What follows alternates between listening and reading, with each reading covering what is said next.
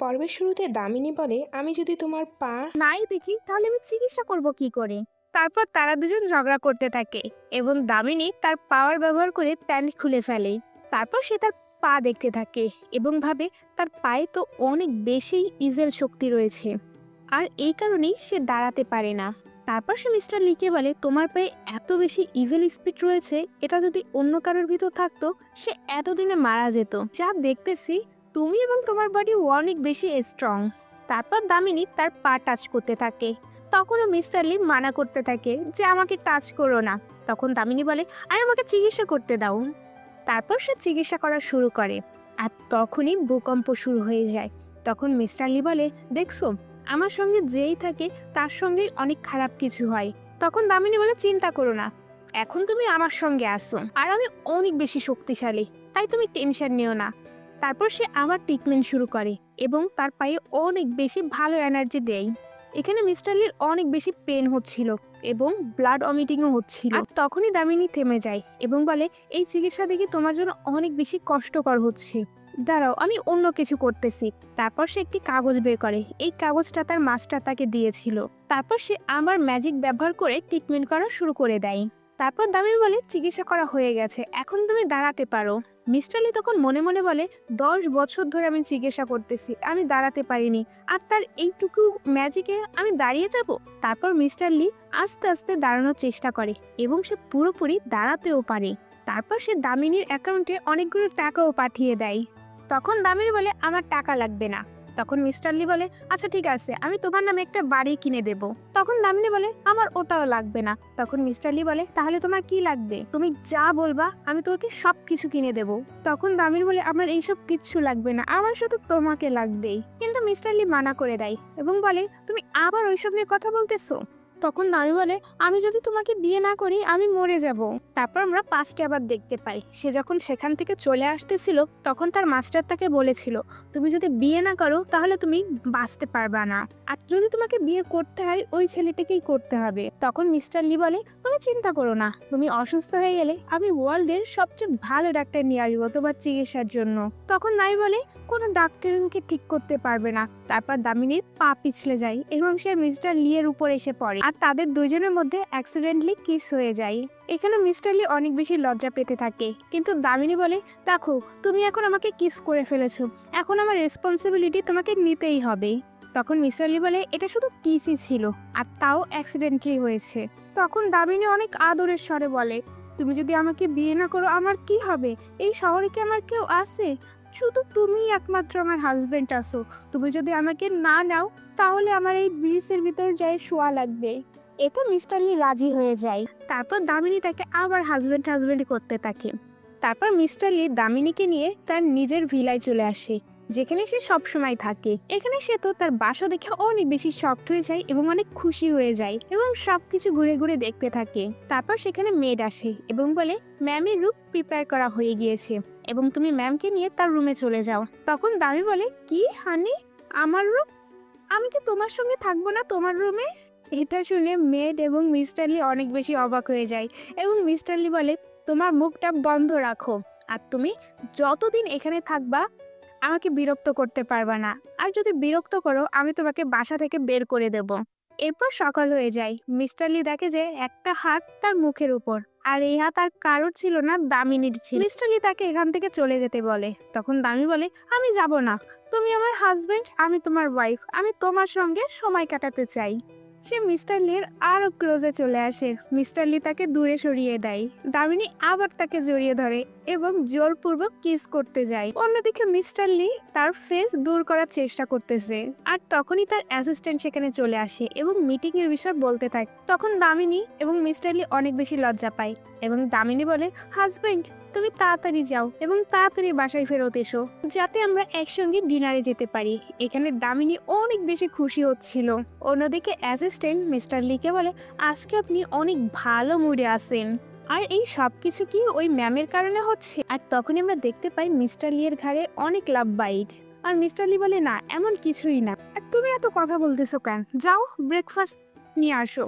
অন্যদিকে দেখতে পাই দামিনীর অনেক বেশি কাশি হচ্ছিল, আর তখনই সেখানে মাস্টার চলে আসে এবং বলে, তুমি এই বাসায় কি করতেছো? আর আমি তোমাকে তোমার হাজবেন্ডকে খুঁজতে বলেছিলাম না? তখন দামি বলে, আমি তো তার বাসায় আছি। তখন মাস্টার বলে, না, তুমি ভুল বাসায় চলে এসেছো। তখন মাস্টার বলে, তার আইডি কার্ড দেখাও। তারপর যখন আইডি কার্ড দেখাই এবং বলে, দেখো তুমি ভুল বাসায় চলে এসেছো। তুমি এই লোকের সঙ্গে যত বেশি সময় থাকবা তুমি অত বেশি অসুস্থ হয়ে যাবে, আর তুমি খুব তাড়াতাড়ি মারা যাবে। তাহলে তাই আমি তোমাকে সাজেস্ট করি এখান থেকে তাড়াতাড়ি বেরিয়ে যাও এবং তোমার সত্যিকারের হাজবেন্ডকে খুঁজে বের করো।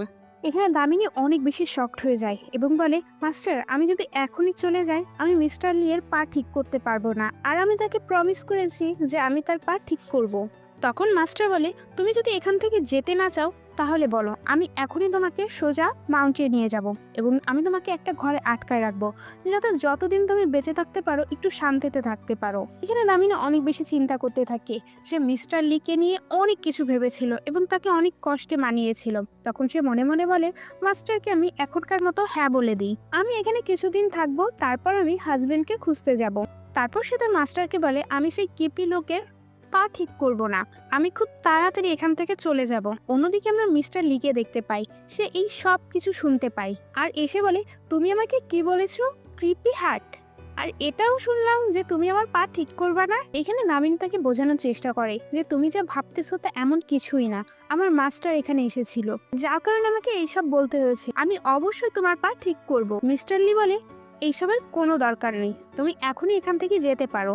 এখানে দামিনী তাকে বোঝানোর চেষ্টা করে, বলে আমাকে বিশ্বাস তো করো। কিন্তু মিস্টার লি তার কোনো কথাই শুনতে চাচ্ছিল না এবং সে মেটকে ডাকে এবং বলে, একে এখান থেকে নিয়ে যাও।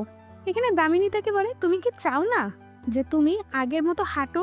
তখন মিস্টার লি বলে, আমি 10 বছর হুইল চেয়ারে আছি আর আমি তো বেশি দিন বাঁচবো না, বাকি সময়টা যদি আমি হুইল চেয়ারে থাকি তাহলে তো কোনো অসুবিধা নেই, আমি আমারটা দেখে নেব, তুমি তোমার সকল কিছু প্যাক করো এবং এখান থেকে চলে যাও। এখানে মেট তাকে নিয়ে যায় এবং ঘরের বাইরে বের করে দেয়। এখানে দামিনী সেই মেটকে বলে, আমাকে একবারের জন্য তার রুমে যেতে দাও, আমি সেখানে আমার একটা জিনিস ফেলে এসেছি আর আমি তোমাকে প্রমিস করতেছি সেই ব্যাগটি নিয়ে আমি চলে আসব। কিন্তু অন্য একটি মেট সেই ব্যাগ নিয়ে আসে, তাই দামিনীর হাতেও কোনো কিছু ছিল না ওই বাড়ির ভিতর আবার যাওয়ার। আর তখনই সেখানে মিস্টার লি আসে এবং তাকে আটকায়। তখন দামি বলে, দেখছো তুমি আমাকে আটকাতে আসবা এটা আমি জানতামই। তখন মিস্টার লি বলে, ওই ব্যাগটা চেক করো এবং দেখো আমাদের বাসার কোনো গুরুত্বপূর্ণ জিনিস তো নেই ওখানে। তখন মেট বলে, আমি আগে থেকে সকল কিছু চেক করছি, এখানে শুধু তার নিজের জিনিসই আছে। এখানে দামিনী অনেক বেশি রেগে যায় এবং বলে, তুমি কি বললা? তুমি আমাকে চোর মনে করেছো? তখন মিস্টার লি বলে, তোমরা যেখান থেকে এসেছো তোমরা নিজেদের নামই জানো না, তুমি এটাও জানো না তোমার পরিবারে কে আছে, তোমার পরিবার কে, তোমার মা বাবা কে, তাই এমন লোকেদের উপর আমরা তো বিশ্বাস করতে পারি না।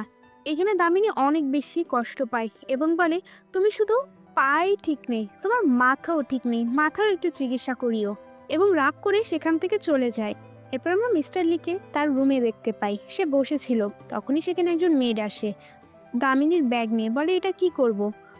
মিস্টার লি বলে, এটা এখানে রেখে চলে যাও। তখনই অ্যাসিস্ট্যান্ট সেখানে আসে এবং বলে, আমরা সকল ইনফরমেশন রেডি করেছি। দামিনী এই বাসা থেকে চলে যাওয়ার পর কারোর সঙ্গে কন্ট্যাক্ট করেনি, সে সকাল থেকে এখন পর্যন্ত শুধু রাস্তায় ঘুরে বেড়াচ্ছে, সে একটু পানি বা খাবার কিচ্ছুই খায়নি। তখন মিস্টার লি বলে, আমার মনে হয় তুমি দামিনীকে নিয়ে খুব বেশি চিন্তা করতেছো। তখন অ্যাসিস্ট্যান্ট তাকে বোঝায় এবং বলে, আমার মনে হয় দামিনী আপনার পা ঠিক করতে পারে। তখন মিস্টার লি বলে, কোনো দরকার নেই, তোমার কি মনে হয় আমি একবার একটু দাঁড়াতে পেরেছি বলে সে আমাকে ঠিক করতে পারবে?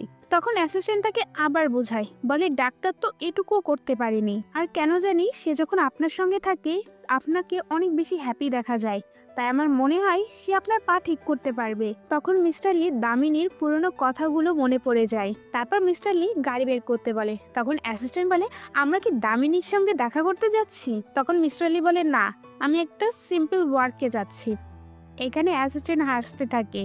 অন্যদিকে আমরা দামিনীকে দেখতে পাই, সে মেডিকেল স্টোরে গিয়েছিল এবং সে কিছু খুঁজতেছিল, কিন্তু সেখানে সেটা ছিল না এবং ভাবতে থাকে, এই ওষুধ ছাড়া আমি মিস্টার লিয়ের পা কি করে ঠিক করব। আর তখনই সেখানে লিও চলে আসে এবং বলে, আমার মনে হয় মিস্টার লি তোমাকে বাসা থেকে বের করে দিয়েছে, আর আমি একদম তার মতো না, তুমি যদি আমার সঙ্গে যাও আমি তোমাকে খুব আদরে রাখবো। তারপর সে দামিনীর হাত ধরে তাকে নিয়ে যাচ্ছিল, কিন্তু দামিনী তার সঙ্গে যেতে চাচ্ছিল না। আর তখনই সেখানে মিস্টার লি চলে আসে, আর তাদের এমন সিচুয়েশনে সে সবকিছু দেখে ফেলে। মিস্টার লিকে দেখে দামিনী লিওর পায়ে ধাক্কা দিয়ে মিস্টার লি এর কাছে চলে যায়।